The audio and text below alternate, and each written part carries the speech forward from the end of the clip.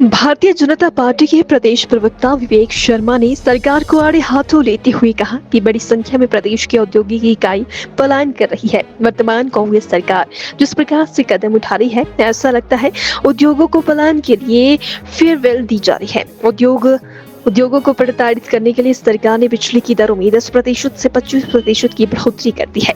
गत 4/9/2023 को आई नोटिफिकेशन के अनुसार एचटी लाइनों के अधीन आने वाले उपभोक्ताओं को 11% से 19% ड्यूटी कर दी गई है, जब से एक्सेट्रा हाई टेंशन वायर पर 13% से 19% कर दी गई। स्वयं आपदा को मुद्दा बना रही सरकार आखिर उद्योगों व व्यवसायियों पर ये आपदा क्यों ला रही है? घरेलू उपभोक्ताओं पर 3% व कृषि क्षेत्र में कार्यरत इलेक्ट्रॉनिक उपकरणों पर 3% से 5% की वृद्धि करके अत्यधिक बोझ क्यों डाला जा रहा है? वहीं सीमेंट व क्रशर उद्योगों पर 17% से 25% ड्यूटी कर दी गई है, जो आपदा की इस घड़ी में महंगाई को आमंत्रण दे रही है।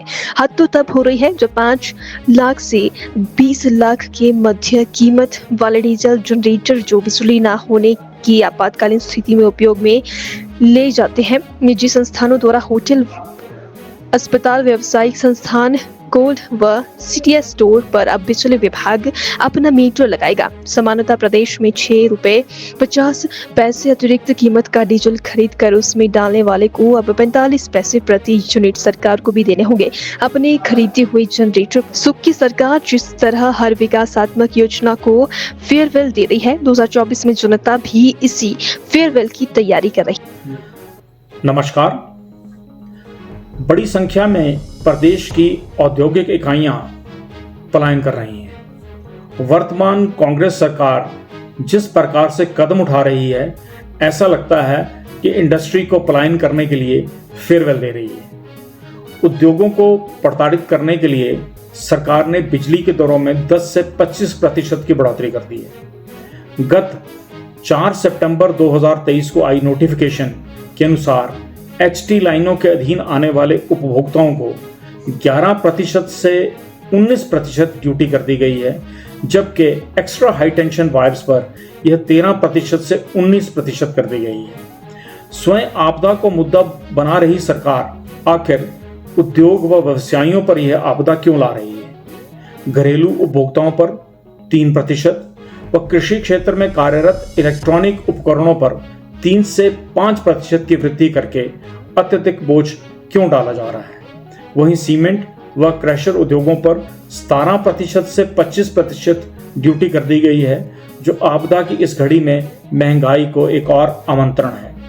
हद तो तब हो रही है जब 5 लाख रुपए से 20 लाख के मध्य कीमत वाले डीजल जनरेटर्स को, जो बिजली ना होने की आपात स्थिति में उपयोग में लाए जाते हैं, निजी संस्थानों द्वारा, जैसे होटल्स हो गए, अस्पताल हो गए, कोई व्यावसायिक सेंटर्स हो गए, कोई कोल्ड व सीएस स्टोर्स हो गए, अब उन पर भी बिजली विभाग अपना मीटर लगाने जा रहा है। प्रदेश में 6 रुपए 50 पैसे अतिरिक्त कीमत का डीजल खरीदकर उसमें डालने वाले अब 45 पैसे प्रति यूनिट सरकार को भी देना होगा अपने खरीदे हुए जनसेट पर।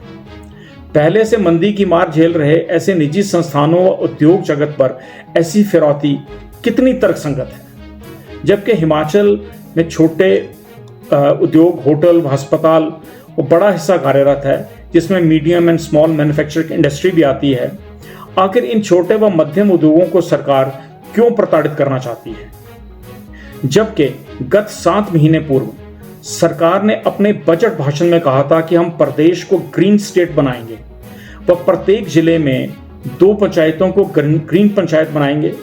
250 किलोवाट से लेकर के 2 मेगावाट तक सोलर यूनिट्स लगाने जा रहे हैं व निजी क्षेत्र में 40% की सब्सिडी भी दी जाएगी।